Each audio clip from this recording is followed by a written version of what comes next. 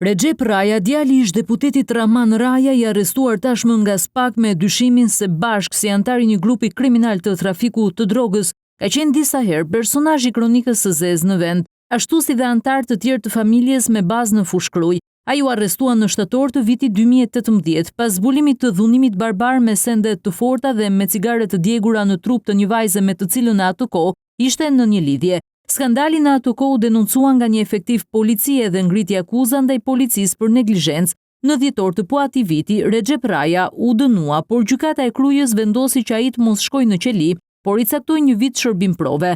Në vitin 2019, Ramazan Raja, nipi i ish deputetit, dhunoi një grua pranë QSUT-s. Recep Raja dhe 8 familjarë u rikthyen sërish në vëmendje në verën e vitit 2023, kur dhunuan barbarisht me sende të forta mes të cilave dhe shkopa bejsbolli, kushërit Bilbile Jashar Majas. Sipas hetimeve, sulmi ishte në shenjë hakmarrjeje ndaj ankesave dhe denuncimeve që ata kishin bërë për dëmtimin e shtëpive të tyre nga një gurore në pronësi të Rajave në Borizan. Për parim Raja, po ashtu mes të arrestuarve për trafik droge ishte i përfshirë.